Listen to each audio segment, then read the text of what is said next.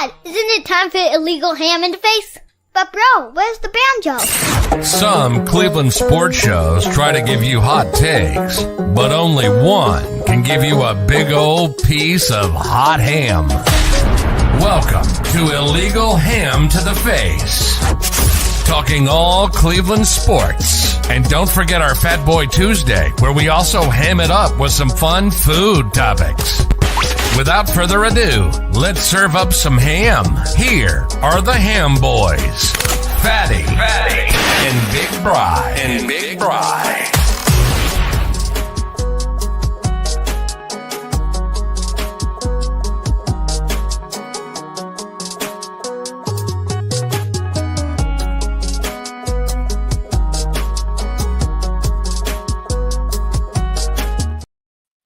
What is going on, everybody? Welcome on in to another episode of Illegal Ham to the Face. I am that fat guy, Jared Fatty Bates. He is Big Bry. What's going on, big fella?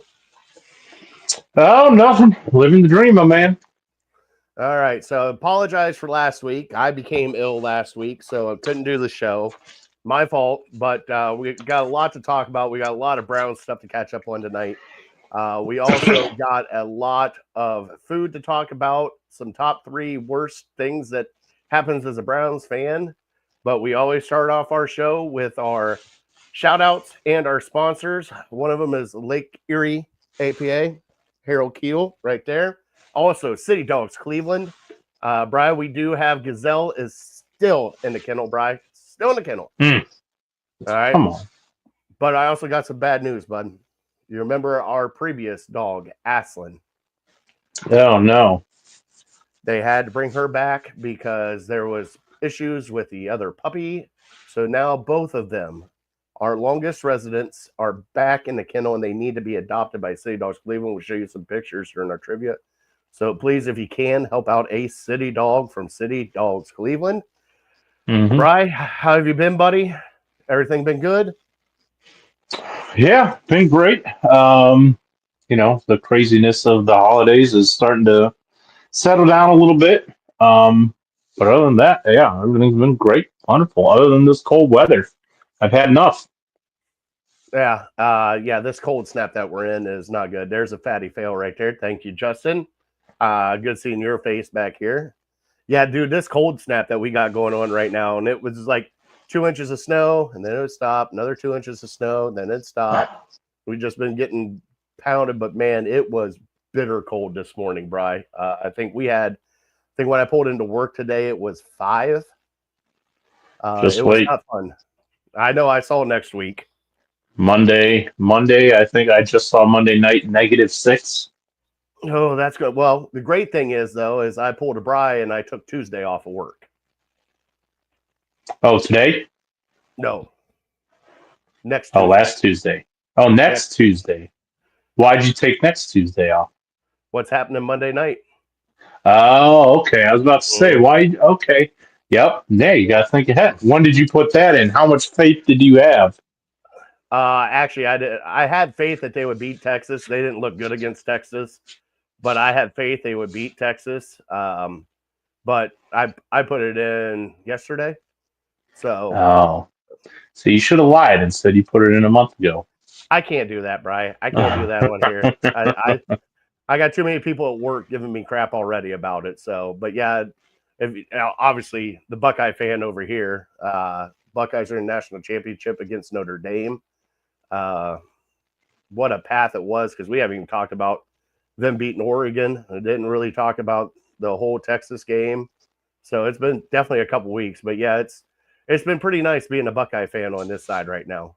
Still lost to Michigan, still kind of stings, but I'm going to chalk that loss up to Michigan to where we're at now, because I have a feeling that if we wouldn't have lost to Michigan, some heads would be a lot bigger than what they are right now. And I think Michigan humbled them enough to shock them back in the system to ass-kicking mode again. So thank you for the Asselman, Brian.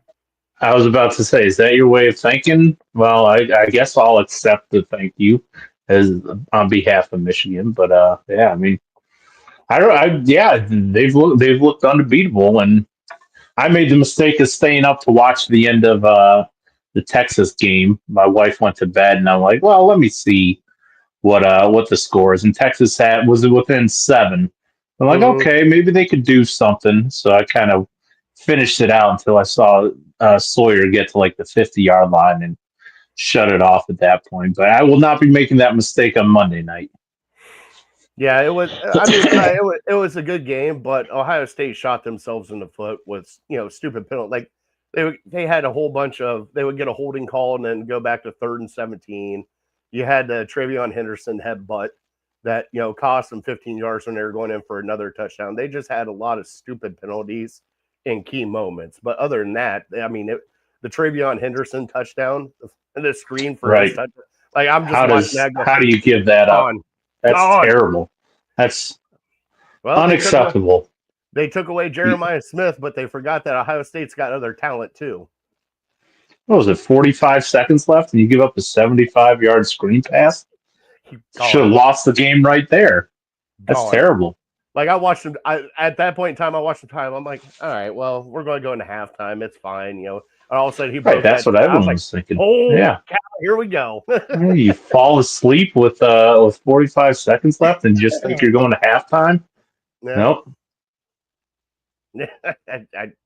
I'm taking it though, Bri. National championship. Oh, absolutely. You win a championship, you don't have to apologize for nothing. And God, I hate Notre Dame. So this is, if we lose to Michigan and Notre Dame all in the same year, I will lose my mind. Those are two teams that I hate the most. I would be shocked if they lost to Notre Dame. Like right now, what is it? It's like a 9.5 point spread, isn't it? What I saw yesterday was 8 points. Okay.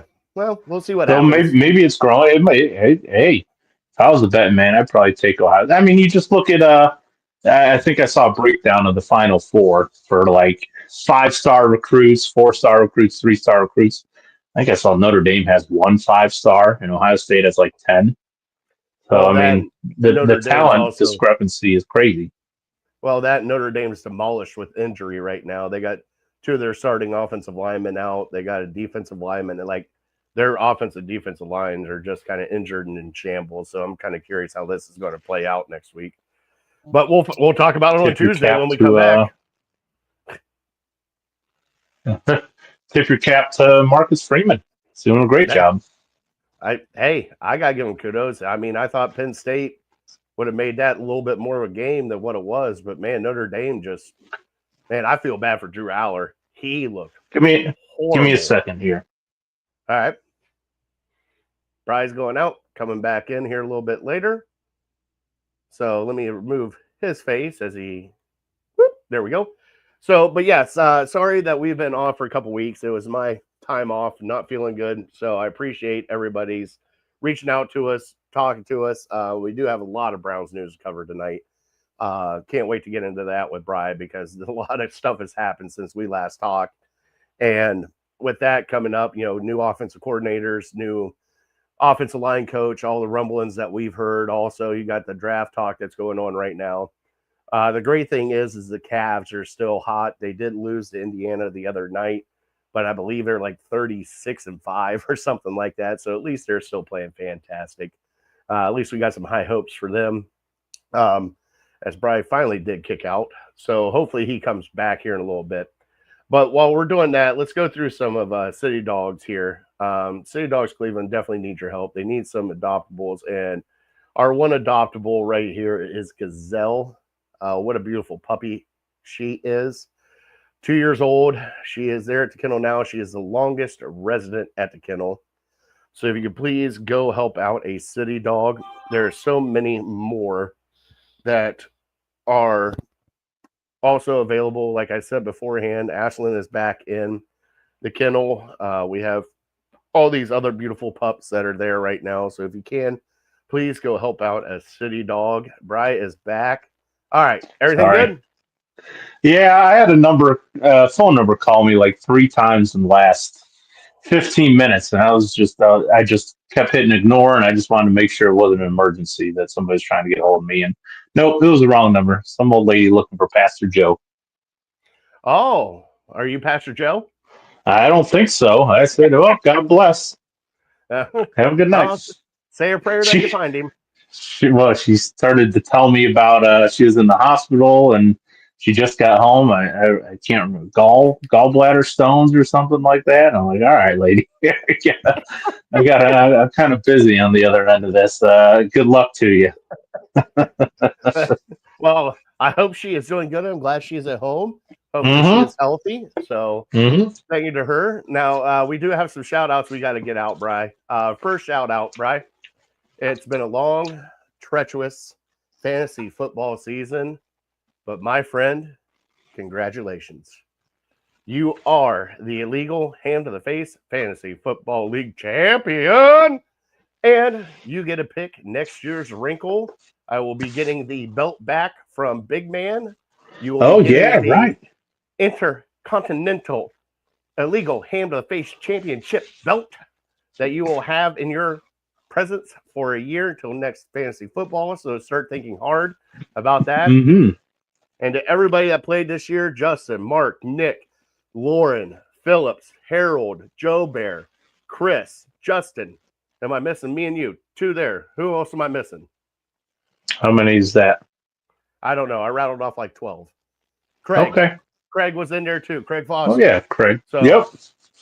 So everybody that did the illegal ham to the face fantasy football, thank you so much for joining us. We will be doing it again next year with another wrinkle. Get your chance for the belt. Bri, congrats. I was shocked. I thought you were losing it. And next thing you know, out of nowhere, here you go. Just You know what I really want to do next year is an auction draft, but I think it'd be too difficult. With all the people, with 14 people, it would take like 4 hours. yeah, we can't do Um, that. I know, but I've never done one, and I've always yearned to do one, I guess. So yeah, I'll come up with something else. But yeah, that would be the fantasy nerd in me would really like, because I feel like that's just a superior way to do it, because you have a chance to build your team however you want it. If you want to do studs and duds, you can. Everyone has a shot at Christian McCaffrey or whoever the number one pick is next year. So it's not left up to luck. Oh crap, I'm picking 14. My team's going to suck. No, everyone's same level playing field. But I understand. Yeah, too time consuming. All right. You got any shout outs this week here, brother? No, I guess not really. I mean, last weekend we went and saw my brother and his family, so I'll shout all them out. They listened. I had a blast there. We I don't know if he was listening or what, or maybe just a coincidence. Because remember, I was talking about last time I went there, we got into the Maker's Mark, and Justin brought up Angel's Envy. And sure enough, he had a bottle of Angel's Envy this time. So we got into that. Just not quite as hard as we did the Maker's Mark, but we had some Christmas ales after that, and yeah, just kind of hung out and had a good time. It was the same day as the Browns Ravens game, so watched a little bit of that, but not too much of it. If it was a little more competitive or meant a little bit more for the Browns, that would have been fun. But hey, either way, good time was had by everybody, and yeah, shout them out. All right, perfect. Only shout outs I got is my family. I'm glad everybody's healthy now. We got through the sickness in the house. We're on the other side of it. So other than that, that's where I leave it right there. Just everybody's healthy right now. Happy New Year to everybody. Glad to see everybody. Glad to see you, Bri. It's been feels like it's been a month, but it's only been a couple weeks. Right. So, all right, Bri, you said you have a trivia. All right. I do. I already did the City Dogs, but I'm going to play the sounder for us because Sure. I haven't heard the sounder in forever, so we got to make sure we get that in there. But here's our trivia brought to you by City Dogs Cleveland. And please go adopt Gazelle and Aslan back in the pound at City Dogs Cleveland. And if you can not adopt, please volunteer, donate, do whatever you can to help out a city dog.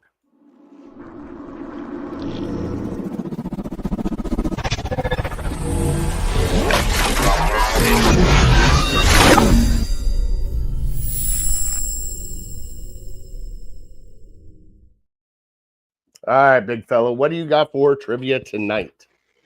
Well, believe it or not, it is NFL trivia. And I actually heard it today, and it kind of got me thinking myself, because they just said, so what are there, 8 quarterbacks left in the NFL playoffs, and 6 6 of the 8 were drafted in the top 10. So I started thinking, who were the 2 that were not drafted in the top 10, and where were they drafted? So that's my question to you. All right. I think I can handle that. I got Princess up here causing a ruckus. Sorry about that. Oh, lover. No, I don't need to apologize. Oh, I do, because I'm going to apologize to my wife. She's doing the butt scoots on the carpet up here. Why apologize to her? Don't you clean that stuff up? Well, I do, but I don't work up here. Hope does. Oh, so it might smell like dog butt. Oh, yeah. She's going to smell some dog butt tomorrow. In All right.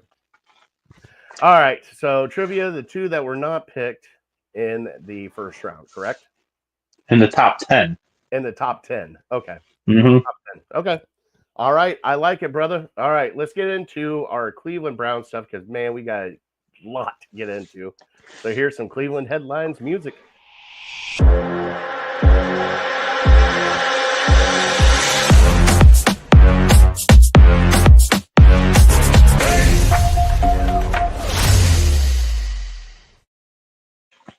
All right, so your Cleveland headlines tonight. Now, Brian, it's been a while since we talked. After the debacle of the Ravens game and everything else, some blood had to be shed, bud. And the blood that needed to be shed was offensive coordinator Ken Dorsey, gone. Offensive line coach, I don't even know, Andy Dickerson or whatever the heck is, I think is what it is, gone. How do you feel about those firings? We kind of knew somebody was going to take the fall for this, Brian, but after 1 year of Ken Dorsey and 1 year of Dickerson, how do you feel about them? Yeah, those were basically the 2 that I think a lot of people expected.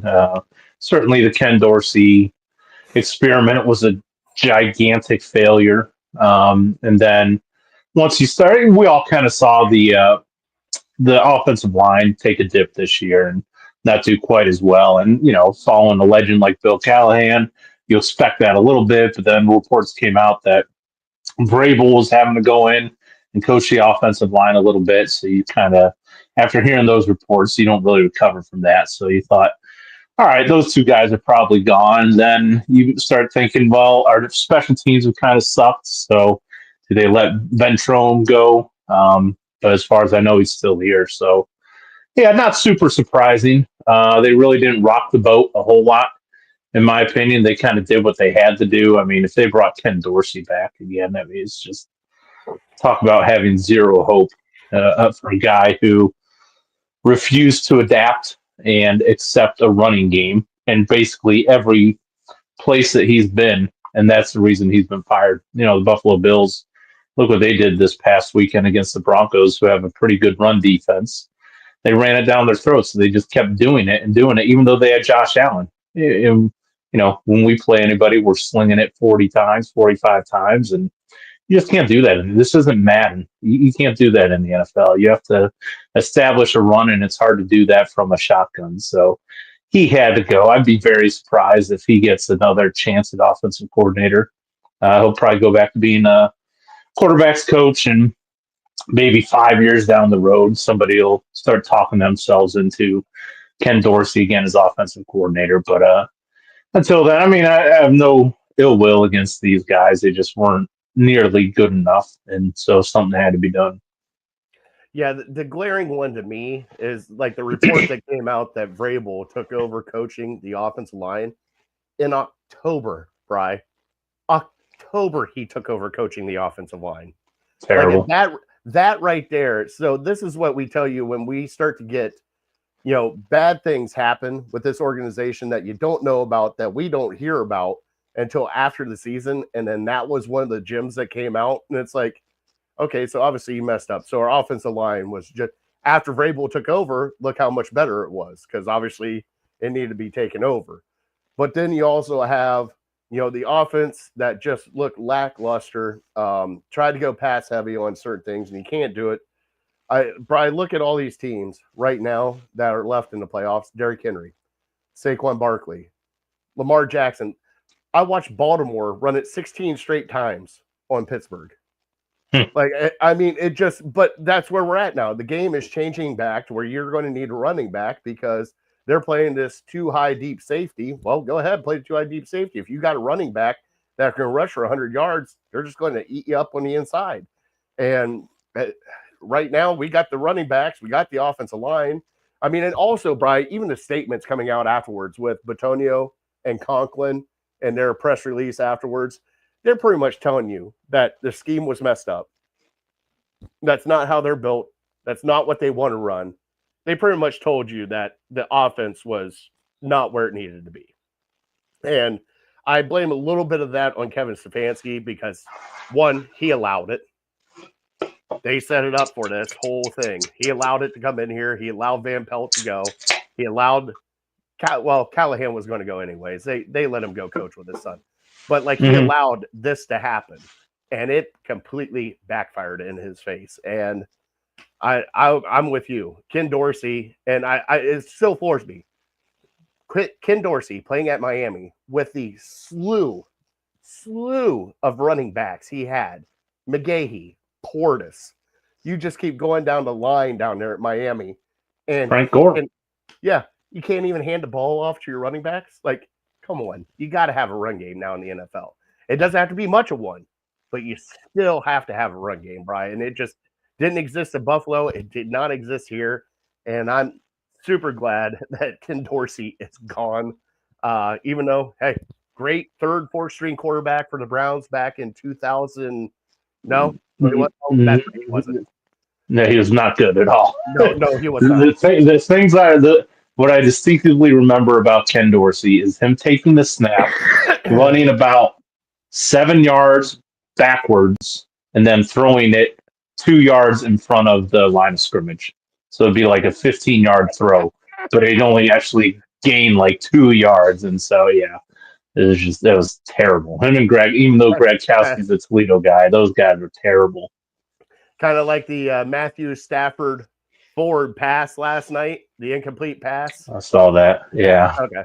Yeah, we'll get into that. All right. So after that, Bri, we do have a new offensive coordinator. We do have a new offensive line coach. We have Tommy Rees, 32 years old, former quarterback at Notre Dame, former offensive coach for Notre Dame, coveted by LSU, coveted by Alabama and Nick Saban. Bill Belichick, I guess, wanted him too. I don't know what's going on with this, but I guess we're taking him at 32. And then Bri, also, I thought it was Mike Holmgren, but it's a guy named Bloomgren. But he is a disciple of Bill Callahan. How do you feel about these two hires, especially the Tommy Rees one that we heard today?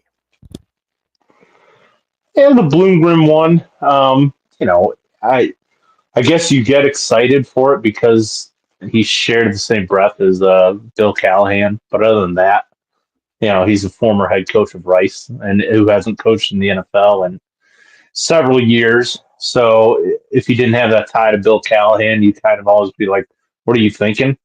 Mm-hmm. But in all honesty, how could it be worse than what we saw last year? So I'll give him a chance. He's an old school guy, he'll get in your ass. So that's kind of what our line has shown we need with some of these young guys. So yeah, hopeful with that, optimistically hopeful. And then with Rees, I don't know. I kind of thought it might be Kubiak because still hoping for Kubiak. I kind of was too, because all right, if we're bringing Kevin Stefanski back after a 3-win season, you're saying you got a ton of confidence and a ton of trust in Kevin Stefanski. So let's just have him do everything his way.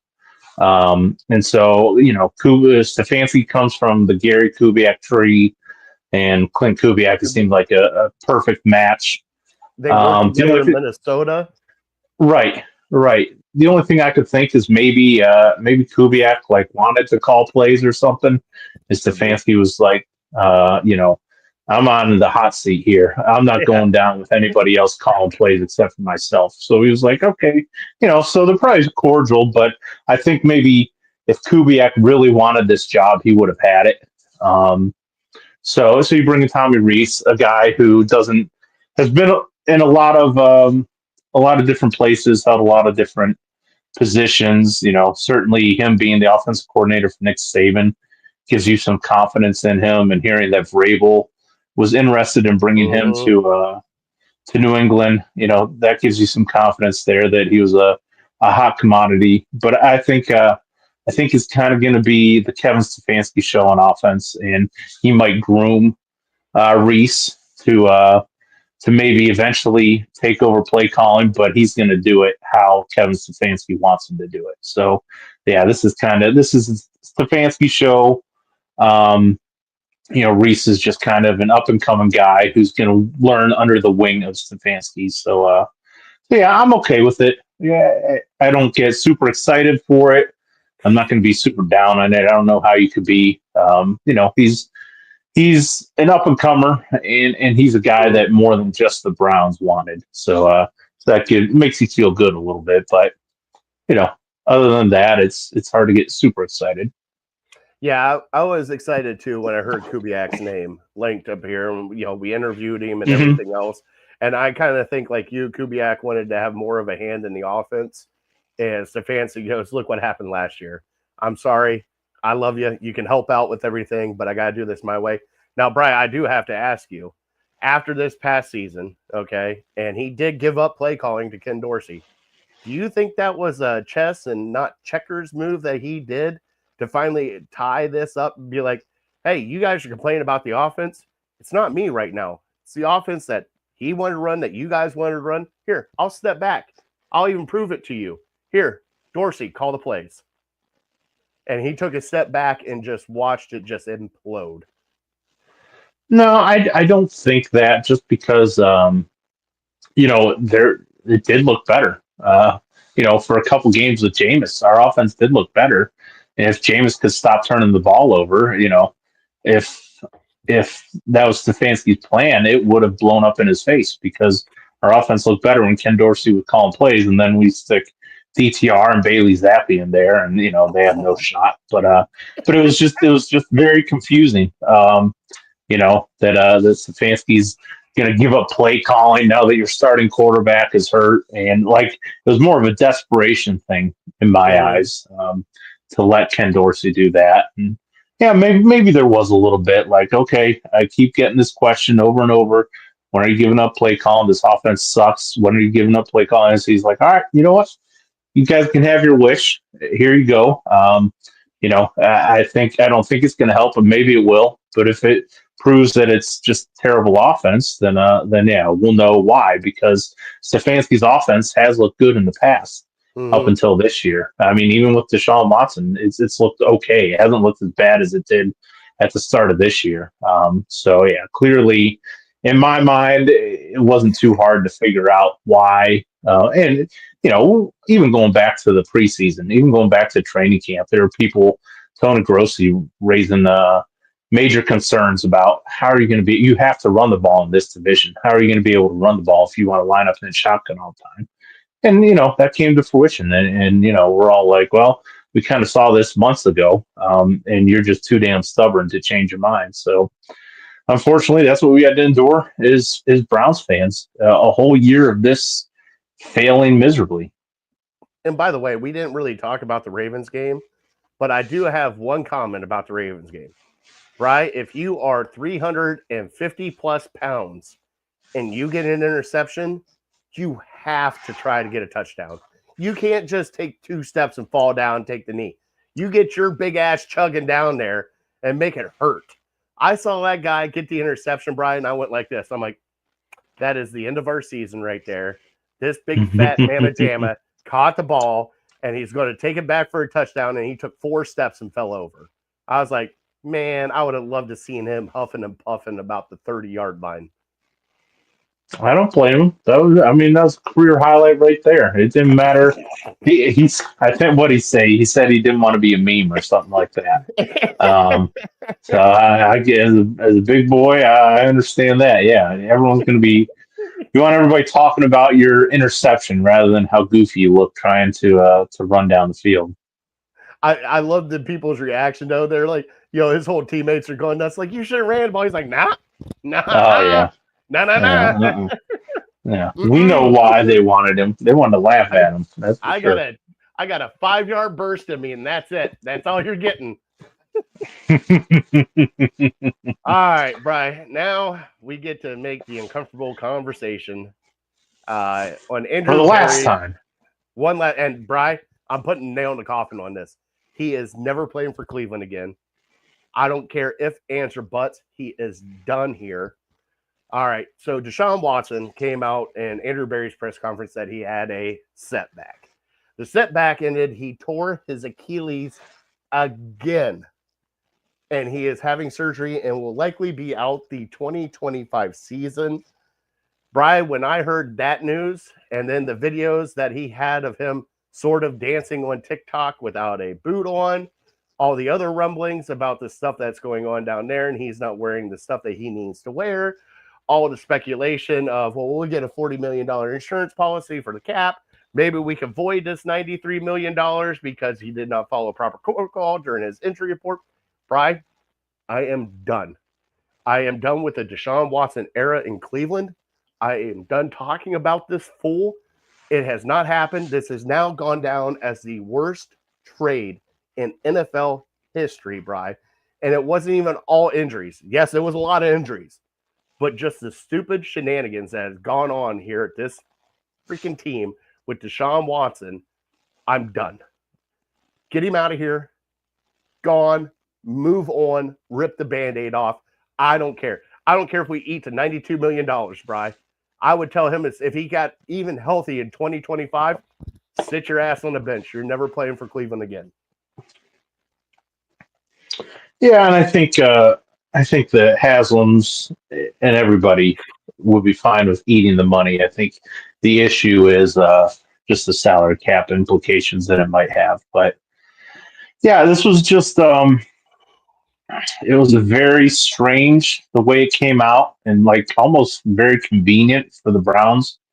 Like Andrew Berry was like in his press conference was like, yeah, I just found out about this within the last hour, and I'm just giving it to you guys. They don't have any answers, and every time they're asking questions, he's like, "Well, I just found out about this, so I don't really have any answers for you guys. I'm just putting it out there." So like, very strange, very convenient. Like, in the fact they had this insurance, like, isn't this called insurance fraud? Like when you're like, "Oh yeah, let's take out insurance on this guy," and oh, he's hurt now for the next year, and okay, give me my money back. Like, just very, very strange. I question.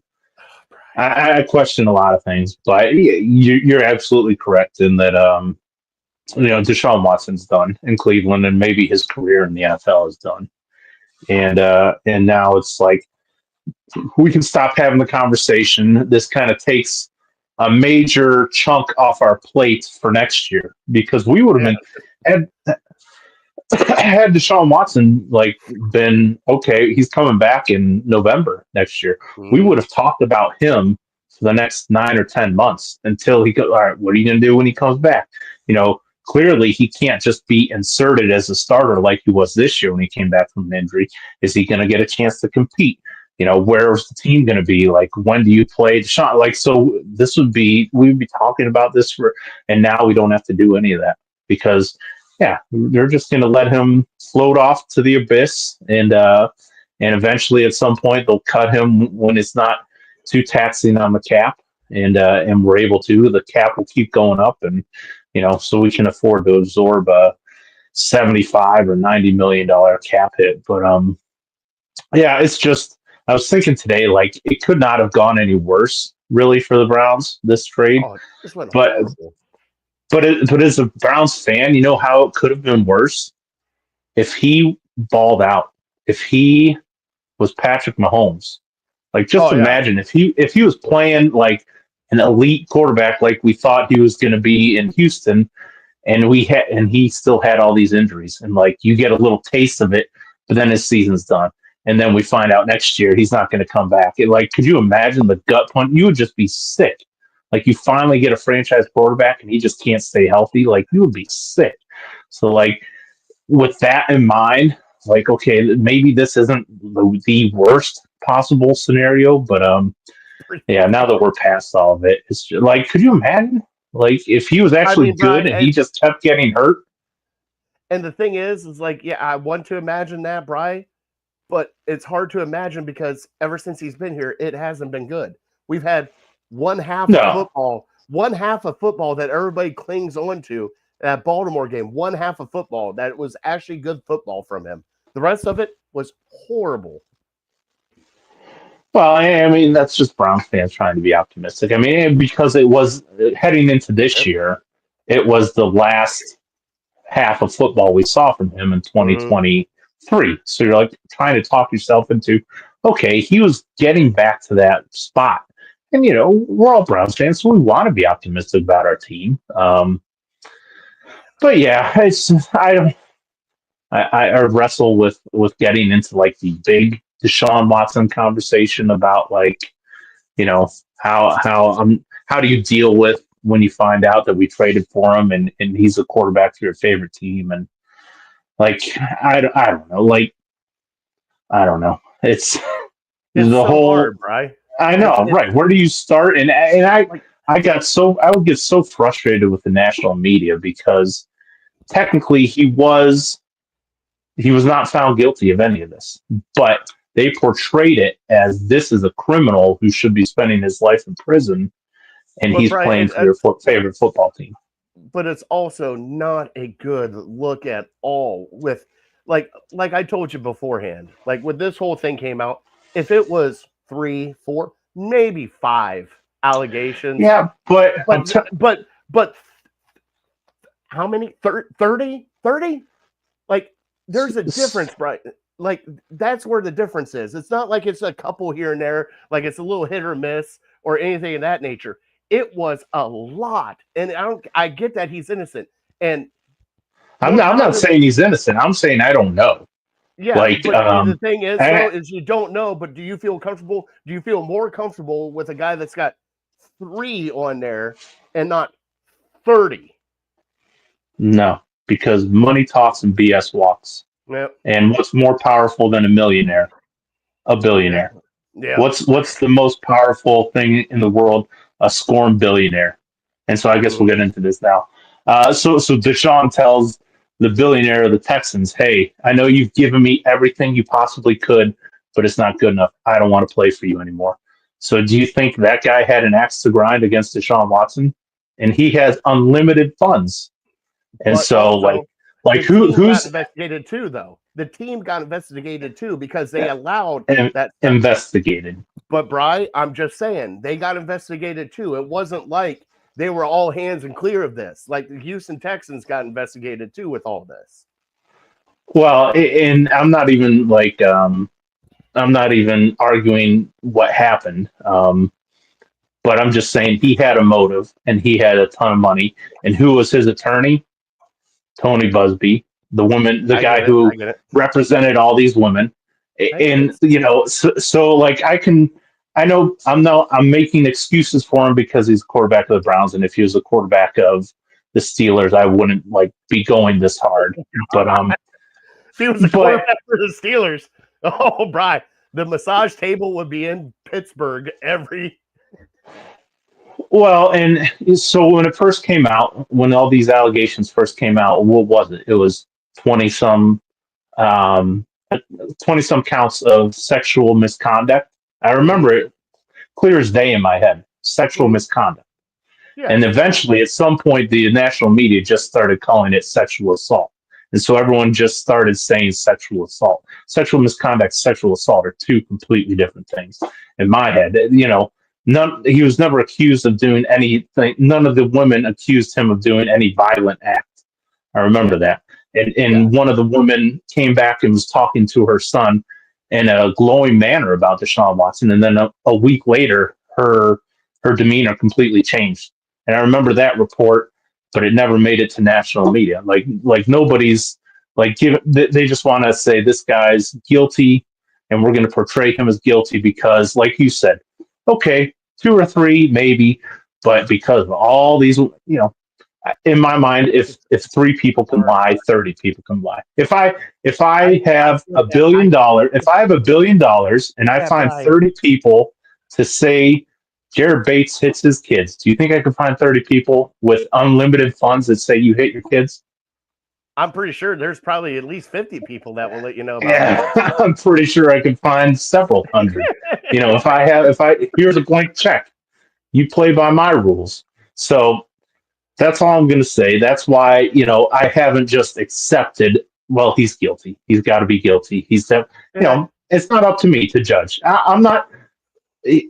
There's a lyric in a Montgomery Gentry song. My judge will judge us all one day. So it's Oh, not yeah. up to me to judge him.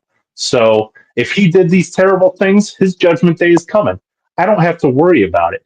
Is if they're saying he can play football, then he's my quarterback, and I want the Browns to win. So it sucks.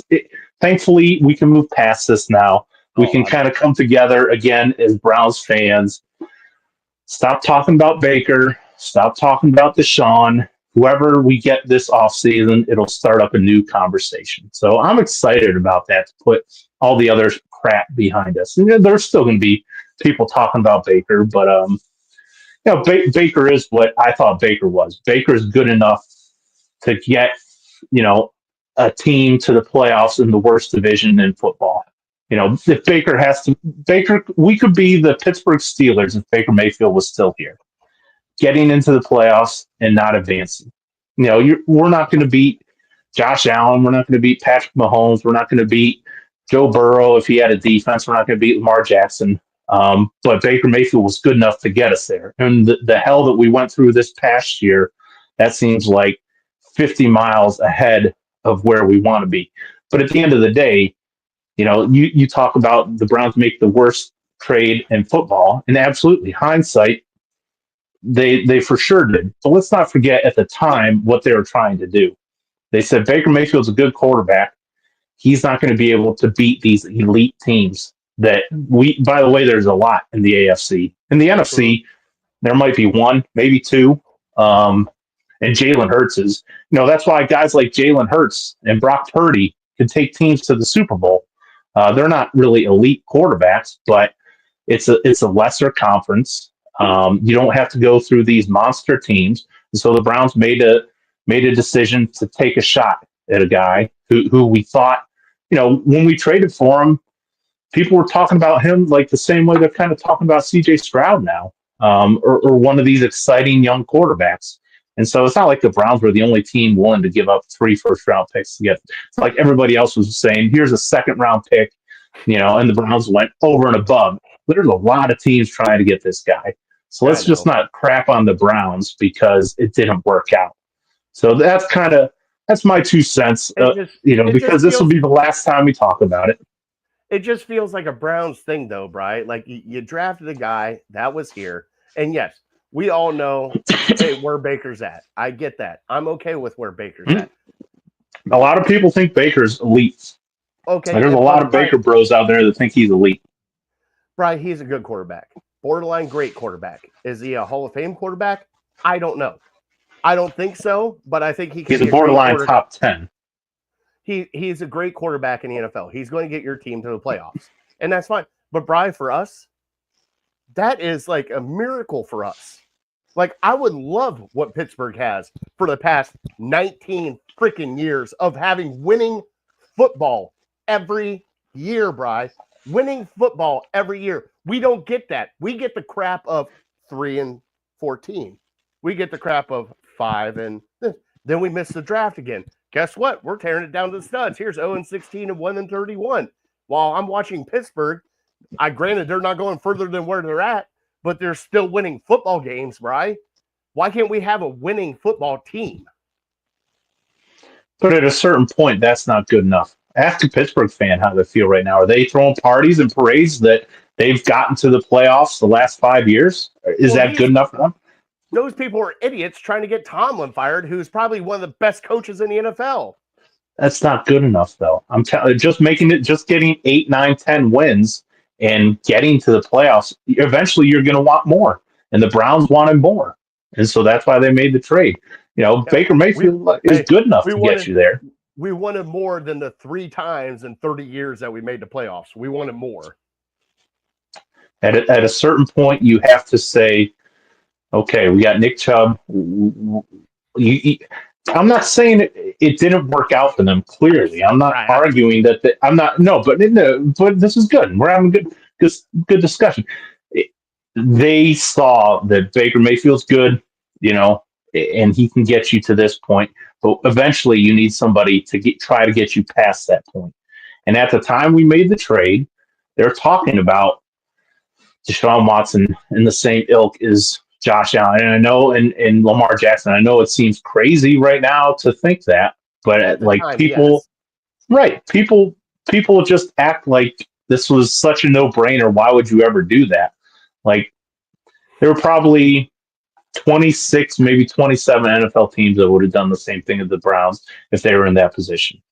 So that's where my issue is. People want to have revisionist history and say this didn't work out and how stupid the Browns are, when almost every team in the NFL would have done the same thing. Do you really think any GM in the NFL in 2022, whenever we trade, how many GMs would take Deshaun Watson over Baker Mayfield 3 years ago? Well, I know one, John Dorsey wouldn't have done it. because he was invested in Baker Mayfield. That was his draft pick. That's one.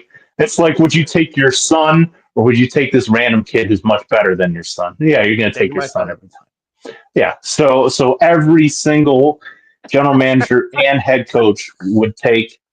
So let me ask you this then: who would you take right now, Mac Jones or Daniel Jones? Neither. Do I have to choose one? Yep. Yes, you do.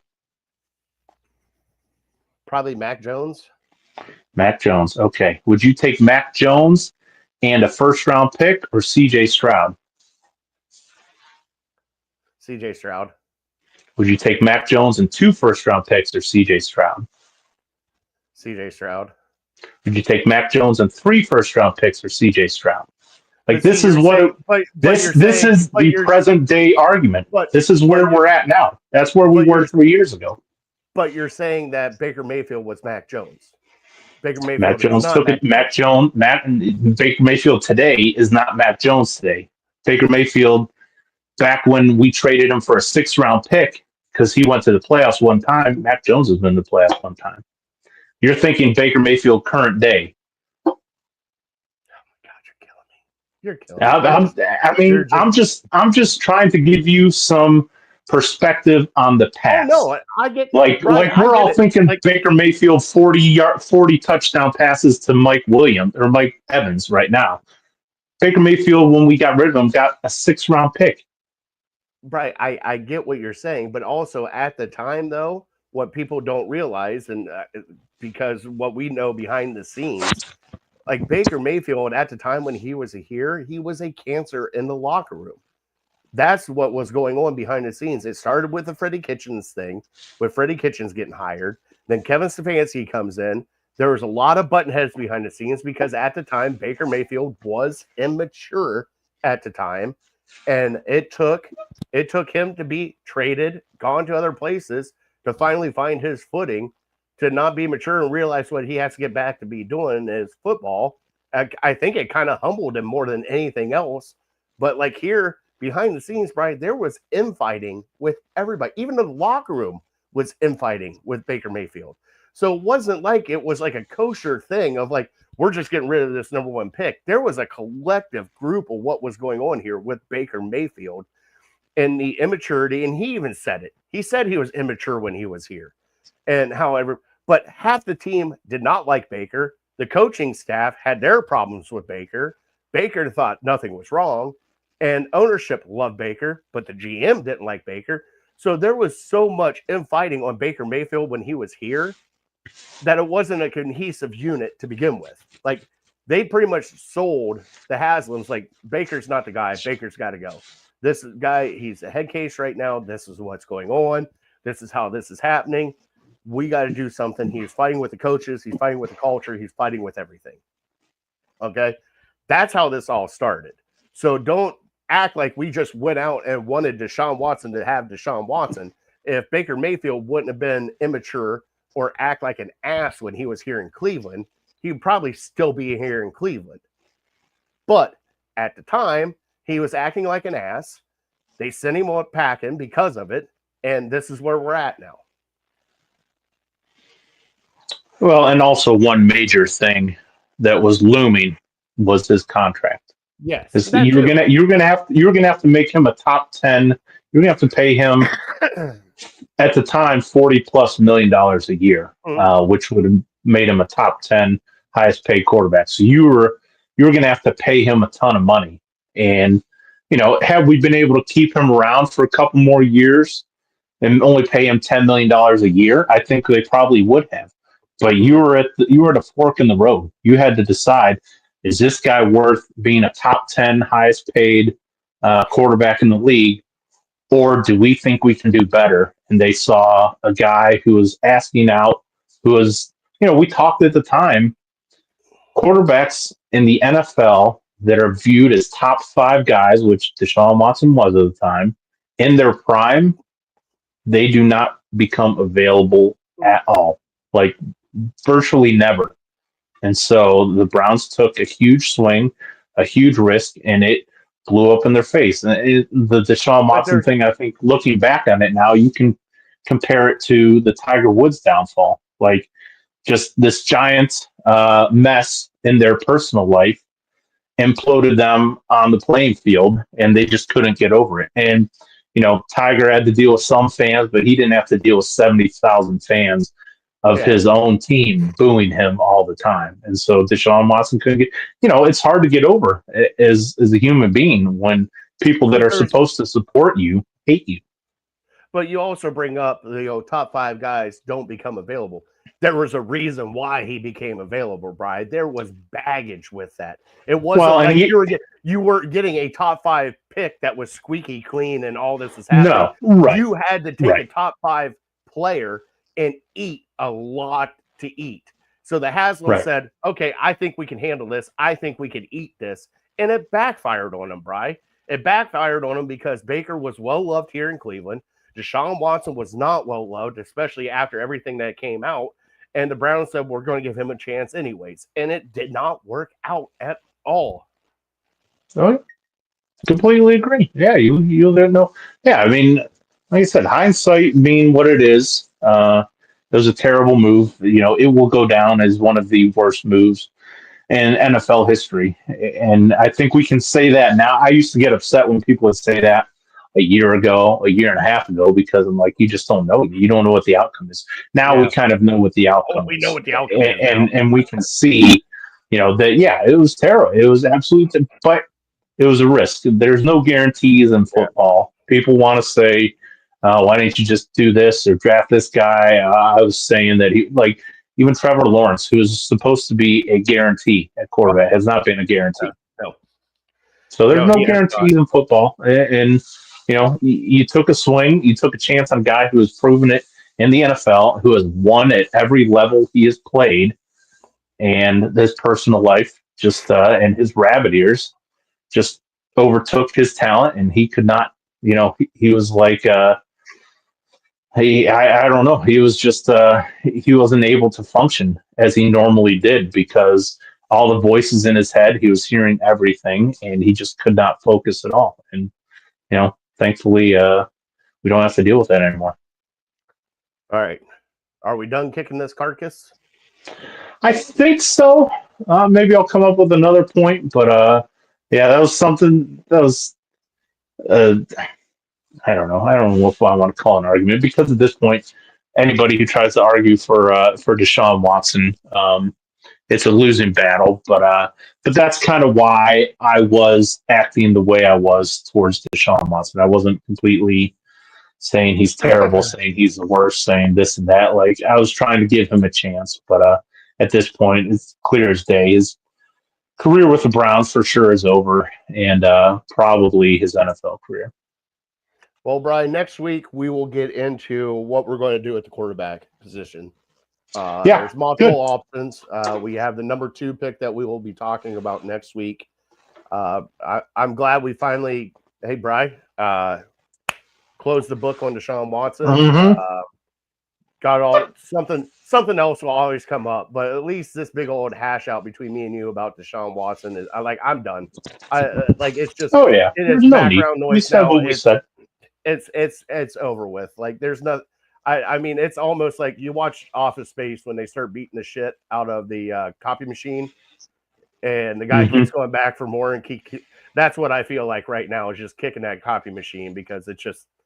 But all right, Bryce. So we are going to get into Fat Boy Tuesday, Bry. We haven't done Fat Boy Tuesday in, Bry, it's been a while. It has been a while. And then we're either going to do a new year, new you. So here is Fat Boy Tuesday. And now it's time for Fat Boy Tuesday. And now it's time for... And Bry's taking a step out real quick, which is fine. So Fat Boy Tuesday this week, we're going to talk new year, new you, new food, new stuff that we want to try for this new year coming up. I did talk to Bry about the carnivore diet and if he would be able to do the carnivore diet. I think Bry likes bread way too much as well as I do. There is Lil in the background and she took Bry's seat. But in the comments, I got Justin in here. We got a whole bunch of people in here. Give us some new stuff that you want to do this year for the New Year's, whether it be a new diet you want to try, new fad, new food you want to try that you've never tried, new something that you want to drink, anything of that nature that you want to try for the new year. Hit us up here in the comments. I mean, me personally, there is a Cambodian place right down the street from me that I really want to try. I have never tried it. I love all food, so I would love to try some of that. Bry's kicking a little off right now. Did you see her? She hopped up in. She was ready to go. She was right in the camera. She's like, "All right, let's do it. It's my turn." She loves to sit where the warmth is. Well, because it's cold outside and you don't have a blanket on that dog. What do you do? I know. There's the short hair. I know, right? But she got some sweaters. She got a jacket. There she is. God, what a good dog you got. How is it we found really good dogs at the kennels? There's a lot of them. There's a lot of them. God bless them. This was my wife was adamant about when we first got her about finding a rescue. And I've never had a rescue before. We've kind of always, like, growing up, we always kind of stumbled into dogs. Like our first dog, my aunt found on the apple farm and gave to my parents. And then our second dog, Maggie, was my grandparents' neighbor's dog. They had her for a couple of years, and then they started retiring, so they were traveling a lot more. So they didn't think it was fair, so we took the Maggie. So I've never bought a dog before, but yeah, when my wife and I first started talking about dogs, she's like, yeah, we got to get a rescue. There's just so many dogs out there that need good homes, and so I'll say without a doubt, she is. Even though was blessed with some great dogs before, she is the most appreciative dog and the most like everything. She's just so sweet because like it's like me. They remember what it was when they were growing up and the hardship they had, and you know, you opening your home up to them, and you know they just appreciate so much, and yeah, it's pretty cool to see. Yeah, and that's why we teamed up with City Dogs Cleveland. I mean, that's one of the best things that we did. There's such great dogs out there that need to be adopted. You got to. It's just sad to see some dogs that not getting home, especially the wildfires over in LA. We didn't even talk about that. Talk about some craziness over there. Holy cow. Unreal. Yeah. Prayers. That's where my mind goes first, to be honest, is the animal. Like all these millionaires losing their home. Like I feel bad for them, don't get me wrong, but I start thinking of like the animals that are running around, even the wild, the deer and stuff. Like if you look around, like holy hell, what is this? And just the cats and the dogs, the houses burned down, and they run around in the wild, and you know now they're just free dogs and cats, and they don't have homes anymore. So I feel terrible for that. I told my mom and I were talking today about it, and she was talking about the huge planes that are going out in the Pacific, grabbing water, bringing it in, and just dumping it over everything. And she was like, she goes, you got people complaining about the salt water and what it will do to the vegetation. I'm like, I don't give a damn about the vegetation as long as it puts out the damn fire. I can plant grass again. Like, what are you worried about the vegetation for? Like, I don't know, maybe the 8-foot flame coming for my house is what you got to be more concerned with. Sounds to me like people complaining that have nothing to do with the wildfires, like watching it from 500 miles away. Like, oh, actually, maybe you shouldn't be doing that. Yeah, it's a war zone there. You get the fire out however you can. Hey, and also, guess what? Water levels are rising. Global warming. We're helping it out now with this. Like, come on. Right? Come on. All right, Brian. So we're talking new food, new you. I did talk to you about the carnivore diet, which is pretty much it is butter, it is meat, it is eggs, it is like avocados, it's like good fat.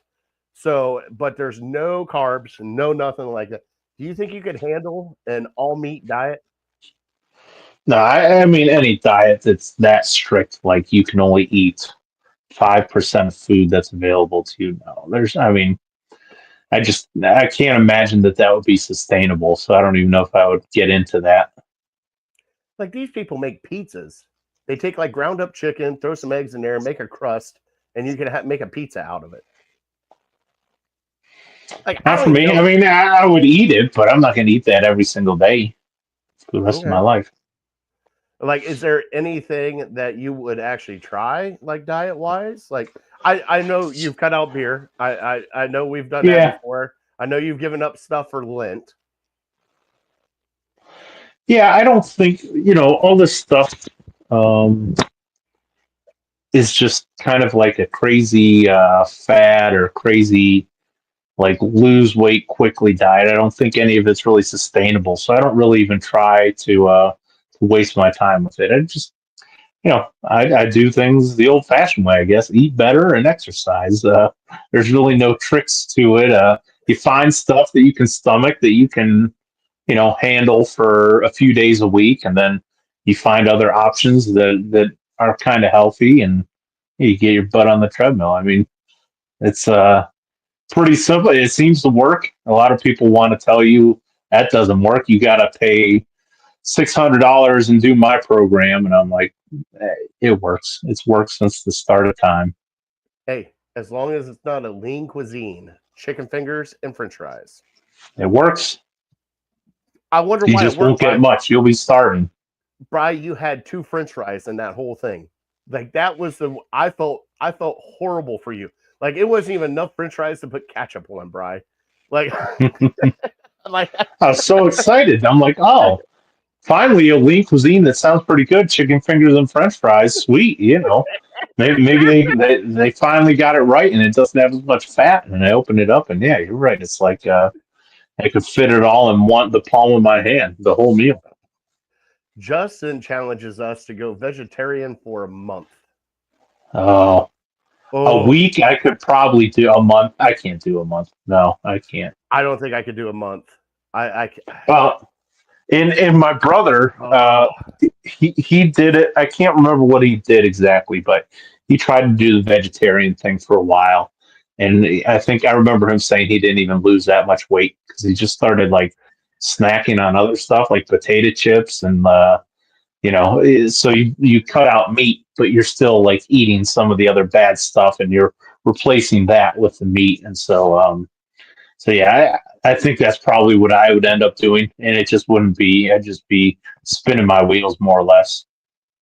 yeah, I don't know if I could do. I could do a week. I could do maybe 2 weeks, right? I think I could do 2 weeks on the vegetarian.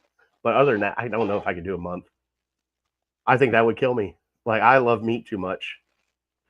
Justin, I know you've been a vegetarian since '95, but that's your preference, which shocks the shit out of me because you're a Crazy. chef too. You're a chef, but you're a vegetarian. You know how to cook beef. I was. It got me thinking. Him saying vegetarian for that long, like I remember the Ron White stand up where he was talking to his vegetarian friend, and his vegetarian friend like started getting sick because they were eating like beef broth or chicken broth or bone broth or something. Like we should ask Justin, like, are you able to eat like chicken broth and beef broth, or like would your system reject it, or would you feel like crap after doing that? Is that a No, real thing? I don't know. It's probably well, not I even don't. real beef or chicken. It just tastes that way. Well, it also might be like because the bouillon cubes. I don't think it's just a flavor. But if you do That's what like I a really would assume. if you do like a really good chicken noodle soup, you boil the chicken in there, you get the chicken stock, and you go from there. Right. Or bone broth. I don't know if it's above my pay grade. I can't figure that stuff out. But yeah, I'm loving this I would assume. conversation right now. I know. Yeah, I mean, getting healthy and talking about irrelevant stuff, but I don't know. It's at this point, it's back to the drawing board and just being more disciplined. Basically, that's what it is for me. Just got to be more disciplined. Just got to work out when you say you're going to work out. Don't eat the crappy food. It's okay to have one cheat meal a week or two cheat meals a week, but can't go too overboard. And it's not that difficult to figure it out. It's much more difficult to follow through with your plan. Okay. Brian, I'm going to have a challenge for both of us. Okay. And I think we could do it. My mom's in here finally. We are having trouble on Facebook again. I don't know what the heck's going on with Facebook. Okay. We'll figure it out later. But Brian, the one challenge I have for us, all right, we have give us some time. Let's go till the end of February. Okay. So we got till the end of February. And I want you to try one thing that you have never tried. Okay. Food wise. I want you to go into a restaurant, get out of your comfort zone, and order one thing that you would never order off the menu. Can you do? It's one meal, Brian. I don't it's know. One meal. Yeah, I know. But at this point, I'm pretty set in my ways, and I would feel like I'm just wasting my money. But maybe my wife, my wife can cook something up. Oh yeah, that then I would. Or my wife eats stuff that I usually don't eat, so I could just eat off her plate, or rather than wasting a whole meal. But I want you to try something you never tried. Yeah, I could. Okay. But I'm telling you, when you're 40 years old, your mind's pretty much made up. Like, and that's how it is for me. I know going into it, whether I'm going to say, "Oh, that's pretty good," or I'm not going to like that, based on texture or whatever. But it's hard for me to have an open mind eating something that I'm pretty sure I'm not going to like. Okay. Justin said, "How about Just meatless being real. Mondays? Meatless Mondays for a month." Oh yeah, that can be done for sure. All right. Well, we'll come up with something next week and we'll decide on it. Okay. And then you and I will stick to it. We'll figure it out together. Brad, I was telling them before you got back on here, I don't know if you heard me, but there's a Cambodian place down the street from me that I have never been to. I'm curious as all curious could be, because especially with like ethnic food, America's a melting pot. You can find food anywhere that if you want to try. And I've never had it. I want to try it, just see if I like it, because I've had, Japanese, I've had Chinese, I've had Indian, I've had a wide array of foods, especially here in Cleveland, because of all the great stuff here in Cleveland. But I've never had Cambodian food, and I'm going to try it, Brian. So that's my one. I'm going to try it myself. Now, my wife is not doing it, but my kids will be doing it with me. So at least they're going to take the bullet with me, and we're going to go try some new stuff. But that's the reason why I want to do like new food, new year, just something that you've never had that you would like to try. And then some fun stuff for me and you here in the off season while we're watching other teams go for the Super Bowl, while our team's getting the number 2 overall pick again. And if you have combine will be here before you know it. I know. I think it would be similar to Vietnamese and Thai. I think so too. So I'm hoping that give me a bowl of food. Oh, God, so good. Like it's not one place by work. Your work, Chula. What is that? No. Oh, no, not Indian barbecue. Indian barbecue. Okay. Indian barbecue. But I got Alexander. So we got the wonton soup from our Chinese place. And dude, if you're ever sick, there's 2 soups you should get: the sweet and spicy soup, and then the wonton soup. And man, you want to talk about, he never had a wonton before. He was all excited. I have never seen a kid eat soup like that before. He was so excited. He actually loved it. He wanted more. So I actually had to get him more soup, which kind of shocked me. All it is Maybe chicken that's something broth. I could eat. Right. I've never had a wonton, I don't think. It's Wonton just soup. it's like pork stuffed in a dumpling. Sure. Say, Yeah, does that count? Is this something new for me? that would count. What about Okay. tofu? Would you try tofu? I would try it. Yeah. Okay. Can't remember if I've ever had it, but I would try it. Yeah. I don't think it'd be terrible. All right, so we have A some new stuff lot that of we can barbecue try. sauce. Oh, you can have barbecue sauce on tofu. That's fine. A lot of barbecue sauce on the Oh, yeah. tofu. They make barbecue tofu, Bri. I believe it. Oh yeah, they have tofu wings or something. Tofu boneless wings, cauliflower boneless wings. That's not Melt even used the to same. have. That's not even the same. Ugh. Oh my god. No, can't do it. Can't do it, Bri.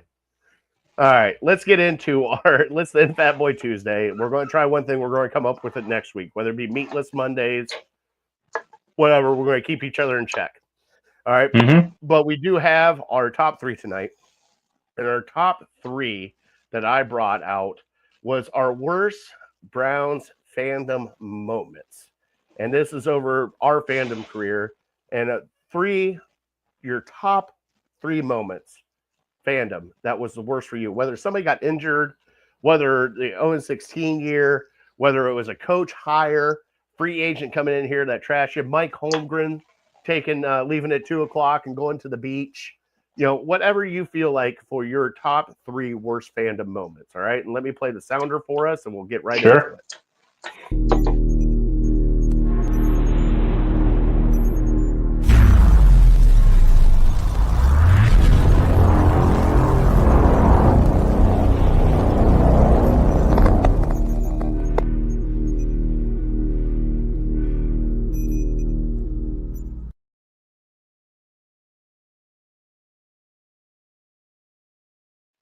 All right. Justin said tofu has no flavor. It takes the flavor of what you cook with. So that's perfect, Bri. Barbecue sauce is going to taste like barbecue sauce. Sure. Okay. Yeah, I'll try that then. All right, Bri, do you want to go first or would you like me to go first for our top 3 tonight? I will go first. I tried to think big picture kind of stuff rather than just one game, like a heartbreaking loss, like stuff that I thought was going to have a terrible effect on the future going forward of the Browns. So my number 3, I remember being super bummed when the Browns signed Josh McCown, and I can't remember what year it was or why I was so bummed. I think maybe I just had high hopes they might draft somebody that year or sign a different free agent. When you sign Josh McCown, you kind of know that you're going to be towards the bottom of the league, and we certainly were that year. So that was my number 3. Number 2, drafting Johnny Manziel. I was just, I was convinced. I was convinced that he was a head case. I basically all the stuff that we found out in that Johnny Manziel documentary. That's the stuff that was going through my head when we drafted him. Like, this guy's just all hype, no substance. He's just going to party. He's just a frat boy. He's not going to take it seriously, and he's going to get crushed because he's so small.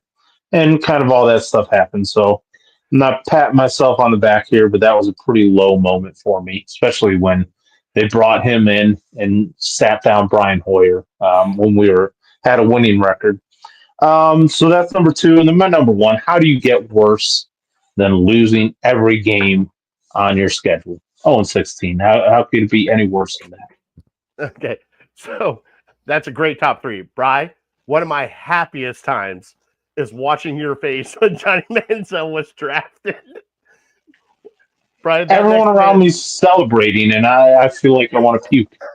Oh, that next day at work was priceless. You're like, what are we doing? This is horrible.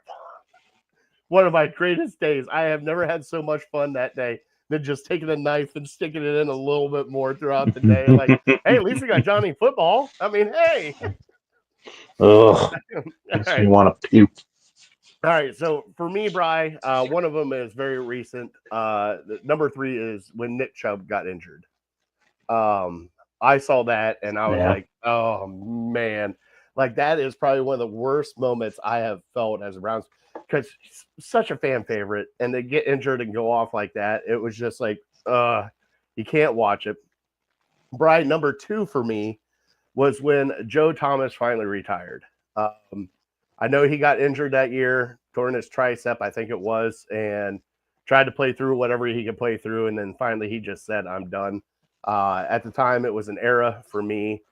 And Brian, number 1 for me as a fan, and was when they drafted Brady Quinn. You hated Johnny Manziel. I hated Brady Quinn with a passion. I feel like that's personal, though. It is personal. I'm not saying it's not personal. It's personal.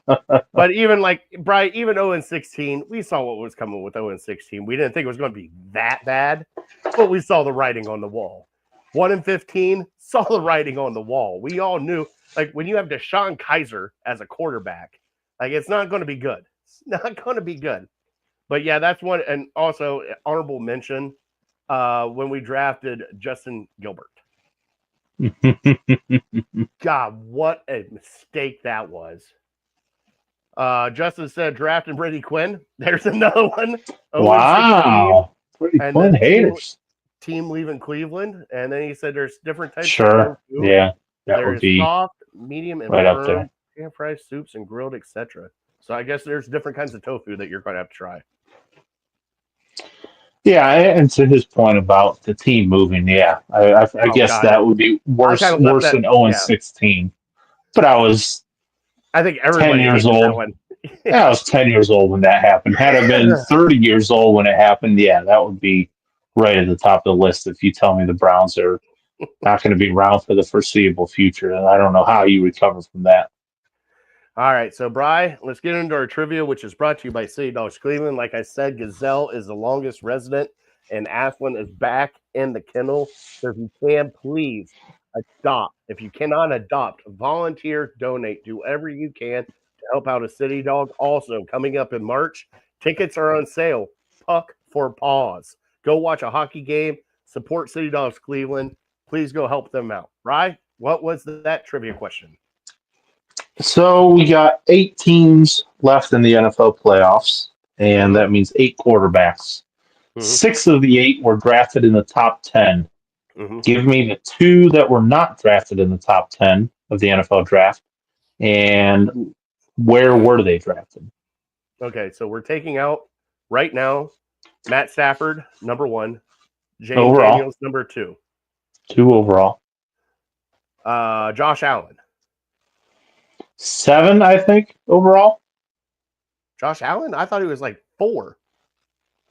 No. Baker was Denzel Ward was 4 that year. Okay. All right. Sam Darnold. Well, is he out? He's out though, right? He's out. Yep, but he was 3. So, all right. Pat Mahomes not in the top 10. Incorrect. He was 10th. That's bullshit. It's top 10. All right. So who else? Jalen Hurts not in the top 10. Correct. There's 1. Where was he drafted? Wasn't he like late? Wasn't he like 28? Something like that? I feel like he was a late. I think so. He was a second rounder. I think maybe middle of the second round, if I'm not mistaken. All right. There's 1 left. Okay. Lamar. Bingo. Where was he drafted? Late first, beginning of the second round, wasn't it? Late first or early second? Late first, 32nd overall. The Ravens traded up to 32nd to draft him. That's the guy a lot of people don't think of, and that was the Baker Mayfield draft. Not only did you miss on Josh Allen, you missed on Lamar Jackson too, because there are 4 guys that are really in consideration for the Browns. Lamar was never really in consideration because he was viewed as just being a running back, but really you had 2 elite quarterbacks in that draft, and we were 0 for 2. And how many draft analysts said that Lamar should go out for wide receiver and not quarterback? How dumb are they looking now? Half of them. Yeah. Dumb. Well, he gave a new life to people like, I'm sure if there was no Lamar Jackson, Jaden Daniels probably doesn't get drafted 2 overall. And that's something we didn't talk about with next week with the Browns' new offensive coordinator. Yep. We'll find out. Who did he coach in college? Notre Dame. So what was it? Deshaun? No. No, it wasn't Deshaun. Nick Saban. Oh my God, really? Milroe. Milroe was his Yeah. quarterback. All right. Milroe had his best year under Tommy Reese. So All keep right. that in mind. All right. I'm Well, just saying. Brian, I'm not saying I want him, but I'm not saying I not don't. saying Though I'm I'm still. I'm early in the process. Yeah. Well, I guess you'll have to wait till next week. See Oh, how I we'll talk feel. about it next week.